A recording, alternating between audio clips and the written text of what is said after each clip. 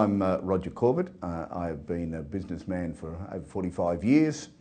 I started my career unloading trucks in one of our major retail operations in Australia and ended up as the chief executive of our biggest retailer in Australia. And I have to say, because of a great company it is and the team of people, the most successful retailer in Australia, doing about $45 billion a year and employing well over 200,000 people in Australia. So a significant enterprise. But in my career, and I've just retired as chief executive of that organisation, but in my career up to then I have been involved in retailing and on the boards of numbers of companies, and currently I'm on the board of Walmart in America, Prime Ag, which is an agricultural company in Australia and a start-up company, a smaller company, about $300 million, but farming well over 100,000 acres in Australia.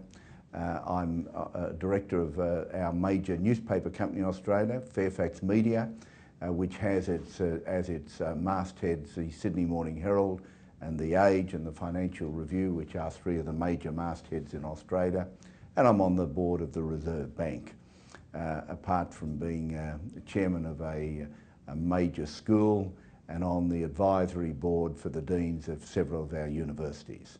So, and also I might say chairman of one of our major hospitals. So a diverse baggage of things to do since I retired. Woolworths is a company about 85 years old.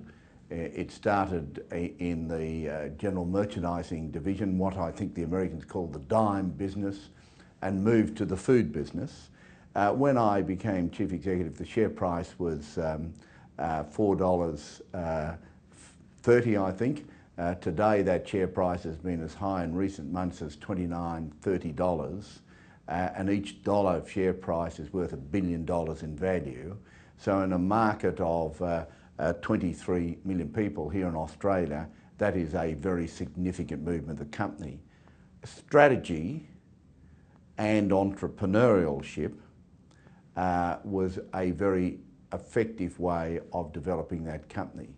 And I think the fascinating issues associated with strategy is strategy without entrepreneurship doesn't lead anywhere. And entrepreneurship without strategy often leads to disaster. So there is a delicate balance in an effective business between those two. You learn it to a very large degree by experience. The techniques you learn from being through various manifestations of strategy development, people that come in to help you, textbooks, universities you've learned it from. So the broad framework of how you might work, you type of learn that from academic training, you learn it from exposure to experts in the field, consultancy people, but most of all you learn it from your own experience, applying that and learning what works and what doesn't work, and the development of it is different from one organisation to another. For example, I'm deeply involved in a very large school as its chairman, and in the 10 years plus I've been chairman of that school, we've gone through a number of idioms of strategy development. And the structure that we use to do that is different to the structure that we use, for example, in Woolworths, or I would use in a hospital that I'm chairman of that's had a different set of parameters and different opportunities, I might say, to capitalise on the strengths you've got and the opportunities for the future, dependent upon where the organisation starts. Strategy as a process in development is a very critical part of the business deciding where it would like to be in 3 or 5 years' time, where the opportunities are in 3 or 5 years' time. And if you don't develop a strategy, it's a bit like going on a journey without a destination or a map. Any direction will do.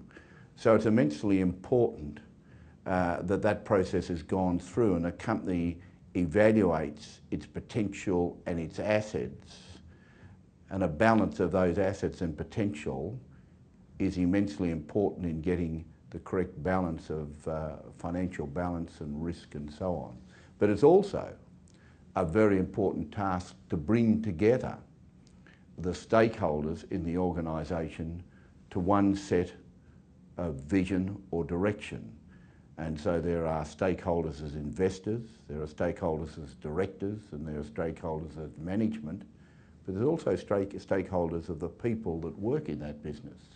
And collectively, the process of strategy, development, and its communications is in essence a process of bringing together the key stakeholders in that entity. We devised the strategy by sitting down and analysing what we believe the strengths were of our organisation and the weaknesses. We then looked at the market in the wider sense and said, given our asset base, our strengths, our weaknesses, what can we do about our weaknesses, and how can we capitalise on our strengths in that space of opportunity? And we identified where we could go and very consistently developed a plan to do that. And the plan was called Refresh. And so it was a name that people could identify with. And then we had various projects under Refresh to bring about that organisational change and take advantage of the opportunities we had. But that's only part of it. You can have a vision and you can have a plan. And in fact, I was just looking at an organisation the other day that spent $40 million analysing all the opportunities. And they keep on analysing it. They keep on analysing it. But no one makes a decision. No one takes a risk. No one steps out. And of course, in business development, that's where entrepreneurship and a nose and an ability to take a punt is immensely important, with greater responsibility being placed, personal responsibility being placed on directors and management, that they are becoming risk adverse. One of the things, if you're going to develop a company, it doesn't matter whether it's a little ice cream business that you're going to turn into an international world manufacturer of ice cream, there are risks along the way. You never know what the future is. And you can never completely eliminate from strategy entrepreneurship. And if you lose entrepreneurship, then you lose the opportunity really to create wealth, because a lot of wealth is driven by entrepreneurship, whether it's an investment in a company or whether it's an investment in a new asset or it's investment in something, because you never know for sure the income yield that that's going to be, because it's in the future. And so getting that balance between strategy and entrepreneurship is immensely important. And if strategy becomes overly risk adverse, then of course you limit enormously a company's opportunity to expand and create wealth. Strategy needs to be quantified as much as it possibly can be by research into the numbers. Factually based strategy is, in my view, immensely important. Strategy without measurement and facts has got a great danger of being flawed and being overridden by people's opinions. So the development of strategy as a broad plan should be as factually based as you possibly can get it, through research and knowledge and measurement. However, there comes a time when within that strategy, and you don't want to confuse the two, you need to take a punt. You need to seek an opportunity. And the businesses that have developed best in the world have always been businesses that have been led by people that typically get the reputation of being an entrepreneur.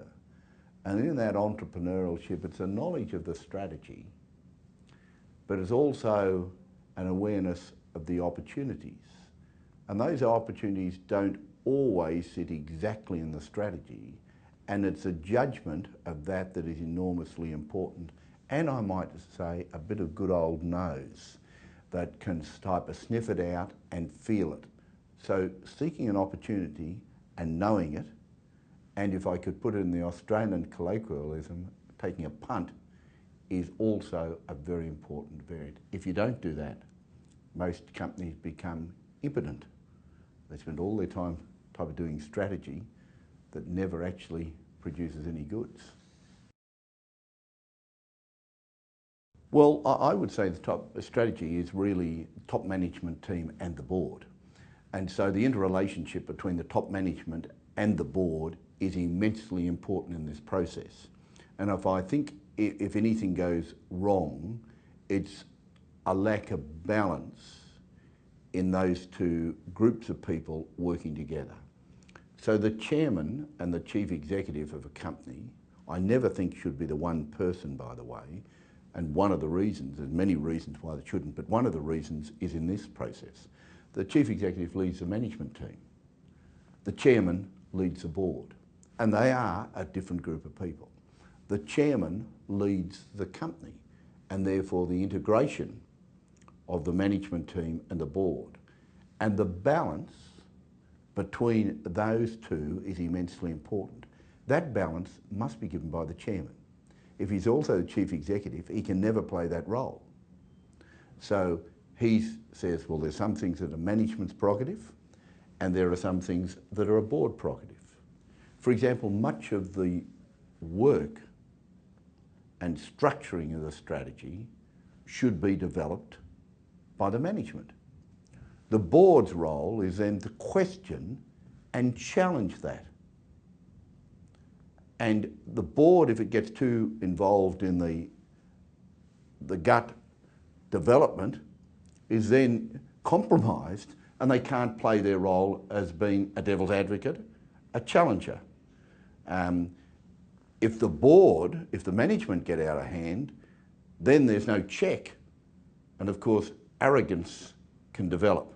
And so if you see strategy fail and major companies fail, and we've seen a lot of the major investment banking companies fail, and they've taken risks that have been disproportionate to the capital base of the business and what was sensible risk-taking parameters. Well, I'd always look for balance. I have to do this quite often, and now I always look for a skill balance, but also a personality balance. And as chairman, I always endeavoured to protect the management from interference in the board in what are management issues, never allowing the management to be type of hijacked or the chief executive to be hijacked, but on the other hand, ensuring that management understands that the job of the board is to really challenge at all levels. And so I never think that a board meeting should be a comfortable event. It should be an event when management come in, they feel as though they've got to be on their toes, and where the board of directors feel that they've got a responsibility to the shareholders and should be asking and seeking answers to the type of questions that an average shareholder would want to know. Well, any organisation without leadership is in fact an organisation that's going nowhere. And so what are the elements of leadership? The elements of leadership are to take the resources of the business and get a common direction where those resources can be used effectively, whether it's a non-profit organisation or whether it's a business that is there to make a profit for the shareholders. But to be able to take those resources and to do it efficiently and effectively in the best possible way and develop that plan with all the stakeholders is, if you like, the guts of overall leadership. But to be able to inspire people to that task of doing it, and then being able to communicate that plan to everyone with a passion and a feeling that people want to be part of it and take pride in that is immensely important. Then to take the risks and lead people in those risks, and then when there's a tough patch, to give the leadership to succeed and effectively break through. We've often used the team, we're an ordinary group of people. We're just ordinary people. But together, we can do the extraordinary. And the pride that comes from that, that's where leadership lies. A vital part of any business success that I haven't touched on up till now is integrity. So if the leader does not have integrity and his people don't have absolute trust in him, the first time the leader lies to someone is the last time that person is ever trusted in the organisation. And so what then develops is a jaundice behaviour where people protect themselves because they know the boss doesn't tell the truth.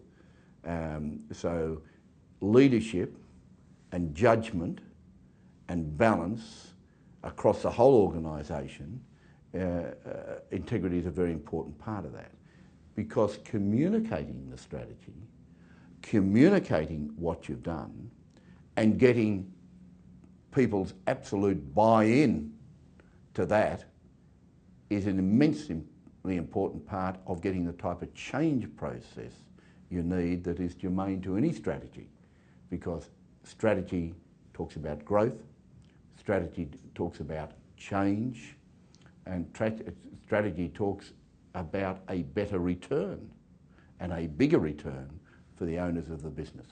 If not, why have strategy? So they're all finally to deliver, of course, those outcomes. To be structured is immensely important. If the chief executive's all over the shop and doesn't have priorities that people understand, well then he's not able to give leadership and communicate. For example, every Monday morning I had all my chief guys together and they reported on the sale for the previous week and we talked about the business. It was an accountable meeting. That always occurred. Every month I had other meetings, building committee meetings, project meetings, project refresh meetings that had different people in. Those meetings always occurred. Why do they always occur? Because they're really important to keep communicating and keeping people on the track of where we were going together. And if people came off the track, you pull them back onto the track. So it kept that commitment going. Every quarter, quarterly reviews, all the senior guys of all the businesses sat down for whatever it was with me, 2 or 3, they used to take 2 days to do it, 2 or 3 hours with every business, and everyone knew that we'd go through that business in detail, we'd talk about the critical issues, we'd talk about the numbers, we'd go right through that business. Did they like those meetings? Sometimes they did, sometimes they didn't, but on whole they never want to miss them because they knew exactly where they stood. They'd be able to communicate exactly what the issues were from their point of view, what extra resources they needed, where we're hitting problems or where we were succeeding. They were a type of showcase of that part of the business. So yes, a structured administration, large business, and regular communication so people know exactly how the business is going, how they're going, and where they stand in terms of the plan, immensely important. Regular reviews of the strategy. We used to review the strategy every 12 months and everyone had an opportunity to participate in that and put their point of view. So communications, whilst an important downward to give leadership, listening is also a vital part of it. So for example, I used to spend my weekends always out in stores, and whenever I went out to stores, ever in 45 years of going to stores, I never said to myself that was a waste of time. I always learnt things that I wouldn't have learnt if I'd sat in my office, and I also made contacts, human contacts with people right down through the line that I could never have made if I just sat in my office. Well, I have a little philosophy that the shadow you cast in life is the person that you really are. So you can be on your best behaviour for 5 or 10 minutes or an hour or a week or something, but when you are your natural self, and the shadow that you cast as your natural self is really the you. And so I was very interested in the yous that were making up the team or being appointed, because I saw a great obligation to ensure that everyone had an opportunity. I'd been given great opportunity. I'd started as a boy on the dock and ended up the head of one of Australia's biggest companies. So people gave me lots of opportunity. So training people and educating people and giving people every opportunity is a custodial responsibility, in my view, of many. I couldn't, of course, known all the tens of thousands of people at work, but they type of knew me. And by communicating to them, they'd see me on videos, they'd see me at large meetings. Every time there's an opportunity, I'd never miss an opportunity to get up. They'd always know. They'd never ask me, Roger, do you want to speak? Because I always wanted to speak. I always wanted to take the opportunity, whatever group it was, is to take the opportunity of leading, communicating. But I used to love walking around our warehouses and stores and stopping and shaking everyone's hand. My badge said Roger. His badge said Tom. He might have been driving a forklift truck or he might have been sweeping the floor. But he called me Roger and I called him Tom. And I did my very best to develop a relationship with him in those moments we spoke. Because you see, I'd done Tom's job. I'd swept the floor. I'd loaded the truck. I'd put the merchandise in the shelf. I'd cleaned the counter. I'd swept the floors. And to have that empathy and to feel for those people and exactly what they're doing, I respect them for the job they do. I know how tedious it might be to do some jobs, or how tired you were after working 8 or 9 hours on the selling floor, how to be asked questions by customers every day. All those things, but to feel that. So you can be, I think to be a personal manager is immensely important, but you also have to have the capacity when someone is not performing in a role to take whatever action is necessary, not only in the company's interest, but of course ultimately in that person's interest as well. Well, my personal piece of advice for young men and women is to get the best possible training that your capabilities and your opportunity allows you in whatever country you're in. Gain for yourself the best possible education you can get, because that gives you a structure in which you can think and give you a structure and opportunities in which you can make a contribution to the broad issues which I'm talking about. I'm an old man, I'm 66. I have run my race. I've enjoyed it immensely. It's been a wonderful experience. The world now belongs to the young men and the young women. They're going to be here in 2050. I'm not. And so the challenges that we face are challenges that the young generation must face. It is their obligation to face it. But if they don't effectively manage it, well, then the consequences will be theirs as well. So I say, exert your rights, take advantage of the education, and then exert your rights as stakeholders in this world to protect and maximise the opportunities for you and the members of your generation.